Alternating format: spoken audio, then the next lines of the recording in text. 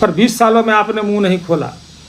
लेकिन क्या बात है कि 20 साल जब माथे पर जब चुनाव आ गया है, आम जनता की गाढ़ी कमाई, आम जनता की गाढ़ी कमाई दोनों ब्लॉक में लूटे गए। कोई ज़मीन बेच करके अपना पैसा घूसखोरी में दिया, कोई घर का गहना बेच करके घूसखोरी में पैसा दिया। लेकिन आप 20 सालों में एक बार भी आपने आवाज़ भ्रष्टाचार का आपने नहीं उठाया। जिस तरह से आपने सरैया के सड़कों पे आपने नारा लगाया रूपा की न्याय के लिए, आरजेडी गुंडा पार्टी है उसके लिए, तो कम से कम महाशय आपसे निवेदन है हमारा व्यक्तिगत भी, ये चीज़ जब विधानसभा खुलता है तो इस चीज़ को भी आवाज़ आप विधानसभा में आप उठाइए। मनोराम डर के मारे आपके यहाँ है, क्या आपकी उतनी भी कीमत नहीं है? आपकी विधायकी में उतनी भी ताकत नहीं है क्या? प्रशासन में क्या आप और सरकार में क्या आप इस बात की आवाज़ नहीं उठा सकते थे क्या? आपने सरकार में इस बात की आवाज़ नहीं उठाया। गुपचुप तरीके से आप अपने आवाज़ पर रखने का काम किया है। कार्यक्रम को आगे बढ़ाते हुए इस संवाद के माध्यम से हम बताना चाहते हैं कि अभी पारू विधानसभा का जो राजनीतिक घटना चक्र है वो तमाम साथी आप अवगत हैं, और किस तरह से विपक्ष द्वारा गलत प्रचार प्रसार अफवाह फैलाने का काम किया जा रहा है। आप तमाम लोग जो बुद्धिजीवी साथी हैं सभी लोग जानते हैं।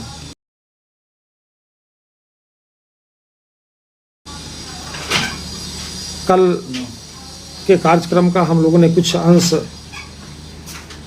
सोशल मीडिया के माध्यम से हम लोगों ने देखा है। जो वर्तमान जो भाजपा के जो विधायक हैं किस तरह से आक्रोश मार्च निकालने का उन्होंने काम किया, इसके लिए भी उनको हम अपनी ओर से हम धन्यवाद देते हैं। राजद परिवार की ओर से हम महागठबंधन परिवार की ओर से धन्यवाद देते हैं। आप तो 20 साल में कम से कम सदन में आप नहीं बोल पाए, पारू की बात नहीं कर पाए, किसी गरीब की बात नहीं कर पाए, लेकिन सड़क पर कल उतर करके आपने गरीब की बात आपने किया। तो हमें खुशी हुई है कि आप सदन में तो बोल नहीं सकते, 20 साल में आपने तो कुछ बोला नहीं, पारू की विकास की तो आपने बात नहीं किया। पूर्व में ऐसे अनेक घटनाएं घटी है, कई दलित भाई की हत्या हुई है और कितनी तरह की परेशानियां दलितों के साथ हुई है, लेकिन उसमें आपने एक बार भी मुंह खोलने का काम नहीं किया। लेकिन गोपालपुर गांव में घटना हुई तो उसमें आपने मुंह खोलने का काम किया है। चलिए, इसके लिए भी आपको हमारे तरफ से बहुत बधाई है। ऐसे तो हम लोग का मानना है और पूरे जो राजनीति करने वाले हैं, और संविधान में भी ऐसा कहा गया है, विपक्ष के लिए सड़क होते हैं और सत्ता पक्ष के लिए सदन होते हैं। तो आप दोनों जगह अतिक्रमण करना चाहते हैं। आप सड़क को भी अतिक्रमण करना चाहते हैं और सदन में तो जनता यहाँ 20 साल से आपको देख रहा है। तो आपसे निवेदन करती है राष्ट्रीय जनता दल परिवार कि जिस तरह से आपने सरैया के सड़कों पे आपने नारा लगाया रूपा की न्याय के लिए, आरजेडी गुंडा पार्टी है उसके लिए, तो कम से कम महाशय आपसे निवेदन है हमारा व्यक्तिगत भी, ये चीज़ जब विधानसभा खुलता है तो इस चीज़ को भी आवाज़ आप विधानसभा में आप उठाइए। अरे आप तो सत्ता पक्ष के लोग हैं, आप 20 साल से यहाँ विधायक हैं, 20 साल से आपके पारू में आपका कब्जा है, बिहार में 20 साल से कब्जा है, अभी 10 सालों से आपका दिल्ली में शासन है। और रूपा की आवाज़ आपसे निवेदन है, पुनः निवेदन मैं करता हूं कि रूपा की आवाज़ आप आपके पार्टी के जो सांसद महोदय हैं उनसे भी कह करके कम से कम पार्लियामेंट में उठवाइए और जो है कि रूपा को न्याय दिलाने का कम से कम काम कीजिए। हम लोगों का मांग है कि 30 लाख रुपया उस परिवार को मिले और एक परिवार को नौकरी मिले जीवन यापन के लिए। और दूसरी बात ये बताना चाहेंगे कि आप भ्रष्टाचार पर 20 सालों में आपने मुंह नहीं खोला, लेकिन क्या बात है कि 20 साल जब माथे पर जब चुनाव आ गया है, आम जनता की गाढ़ी कमाई दोनों ब्लॉक में लूटे गए। कोई ज़मीन बेच करके अपना पैसा घूसखोरी में दिया, कोई घर का गहना बेच करके घूसखोरी में पैसा दिया, लेकिन आप 20 सालों में एक बार भी आपने आवाज़ भ्रष्टाचार का आपने नहीं उठाया। आपने संरक्षण दिया। संरक्षण से आपको क्या फायदा था? निश्चित रूप से कहीं ना कहीं उस संरक्षण से आपको व्यक्तिगत कहीं ना कहीं लाभ था, जिसकी वजह से आप 20 सालों तक आपने भ्रष्टाचार पर कोई आवाज़ नहीं उठाया। और तीसरी बात मैं बताना चाहूँगा कि आप भ्रष्टाचार की बात किस मुंह से करते हैं? पहले ये तो आप बताइए, जो हमारा जो 16 सूत्री जो मांग था, जिसमें चकना पंचायत में आप अपने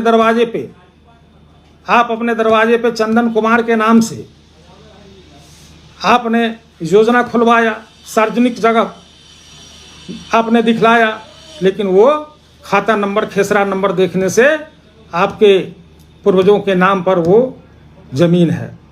तो आपने चकना पंचायत के लोगों को आंख में, आप वहाँ की सीधी सादी भोली भाली जनता को भी आपने आंख में धूल झोंकने का काम किया कि आम जगहों पे वो काम कराना था, आप अपने दरवाजे का सौंदर्यीकरण करा लिया। उस पर आपने एक शब्द भी आपने अपने कार्यक्रम में जवाब नहीं दिया।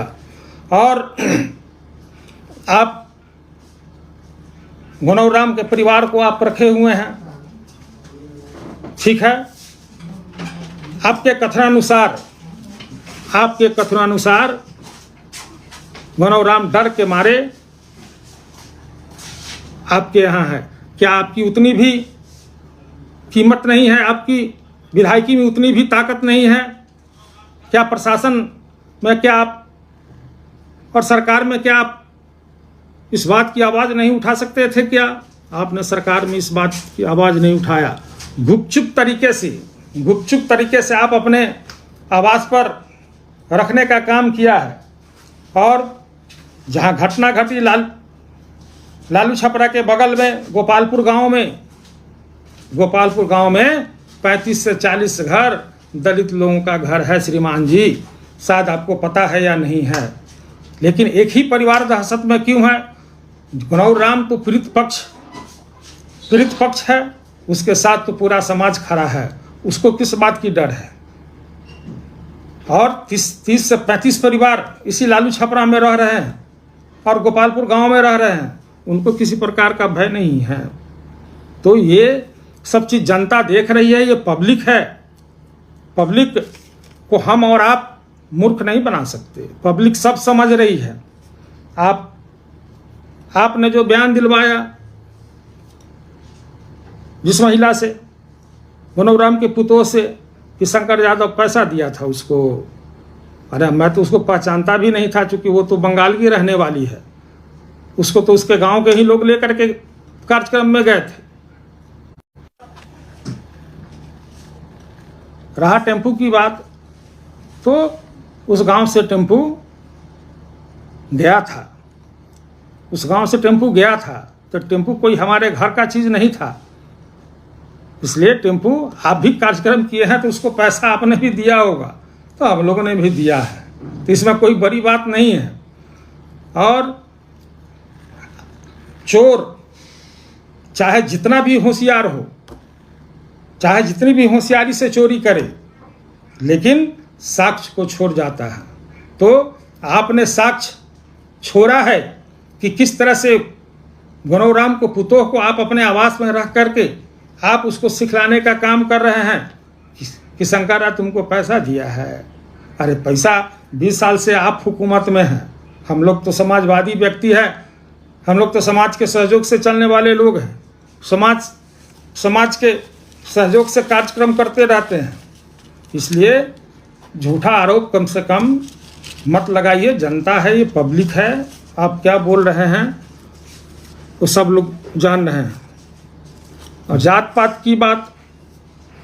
पात की जो बात आपने किया कि हम जात पात नहीं करते, तो मैं पूछना चाहता हूँ, आदरणीय लालू यादव जी जब 90 के दशक में जब सत्ता में आए थे, उसके पहले कौन लोग थे जो दलित को भोज के पंक्ति में बैठने तक नहीं देते थे? पंक्ति से अलग आप लोग खाना खिलाते थे, हम लोग नहीं खाना खिलाते थे। हम लोग तो जानते हैं कि हम लोग के समाज का लोग है, इसलिए हम लोग अपने पंक्ति में बैठा करके शुरू से हम लोग खाना खिलाते आए हैं, भोज भात में मान सम्मान देते आए हैं।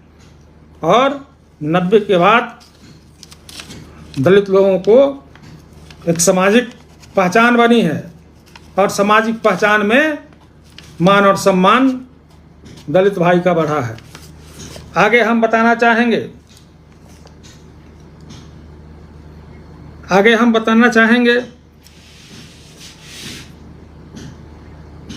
कि अगर वो घर जाना चाहती है तो उसकी गारंटी की बात करते हैं।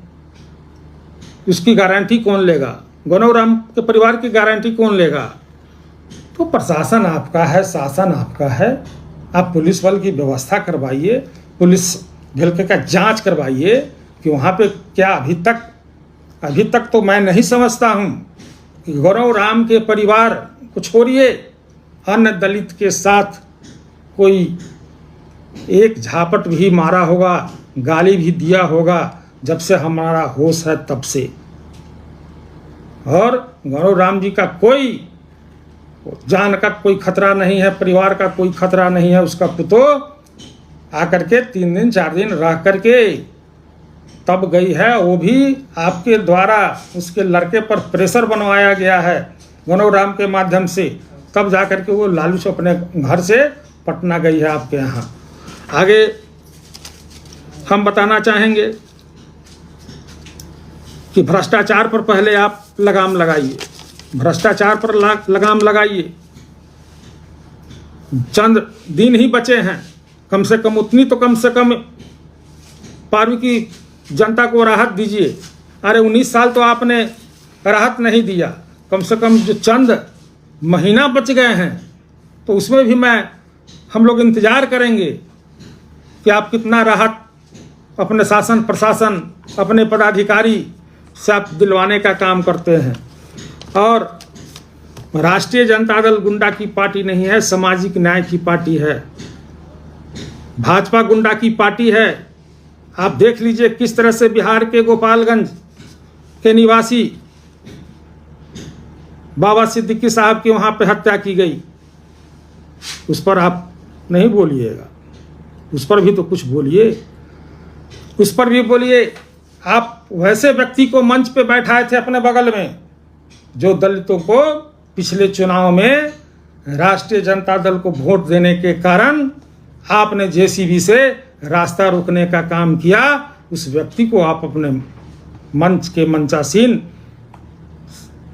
मतलब आप बगल में बैठाए हुए थे, उस पर आप नहीं बोलिएगा।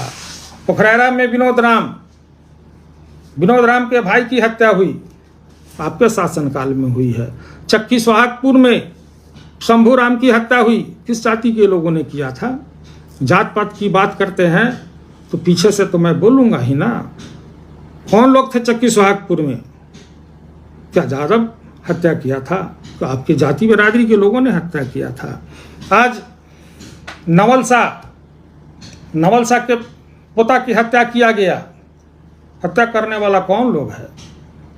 हत्या करने वाला कौन लोग है? आप ही के स्वजाति के लोग हैं जो अभी तक गिरफ्तारी नहीं हुई है। श्रीमान जी, उनको भी देखिए आप। और बहुत बात अभी बाकी है। अगले संवाद में बहुत सारे साथी को हम आगे भी बहुत कुछ हम बताएंगे। इसलिए जवान पर लगाम लगाइए और राजनीति की बात कीजिए। परिवार पर आप अंगुली मत उठाइए, नहीं तो इतिहास और भूगोल मैं जानता हूँ, हमारा भी इतिहास भूगोल आप जानते होइएगा मेरे परिवार के विषय में, और आपके भी परिवार का इतिहास और भूगोल को मैं जानता हूँ। और जिस दिन मैं जुबान खोलूँगा उस दिन शायद आपको पैर के नीचे से ज़मीन हिलने लगेगी। जो अपने परिवार को न्याय नहीं दिला सका वो न्याय की बात करता है। कमल सिंह के बेटा का कैसे मर्डर हुआ? आपके संबंधी है कमल सिंह, आपको बताना चाहिए कि कैसे मर्डर हुआ। इसलिए इतना ही पर अभी हम संवाद को ख़त्म कर रहे हैं और अगला संवाद और हम बहुत सारे साथियों को हम जानकारी देने का काम करेंगे। और पुनः हम बहुत आपने जो कार्यक्रम किया है जन आक्रोश मार्च, तो ये राजद का उपलब्धि है। राजद की वजह से राजद ने आपको सड़क पर लाया है, राजद ने सड़क पर लाया, इस चीज़ को याद रखिए। और आगे भी ऐसा होता रहेगा और चलता रहेगा राजनीति। ये समाजवादियों का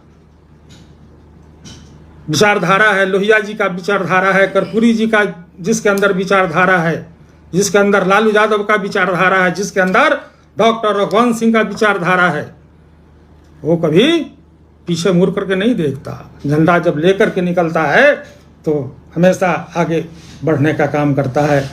बहुत इन्हीं बातों के साथ आप तमाम लोग जो जुड़े हैं, आप तमाम लोगों को हम अपनी ओर से दिल की गहराइयों से हम आभार व्यक्त करते हैं और आपको पुनः हम प्रणाम करते हैं, सलाम करते हैं।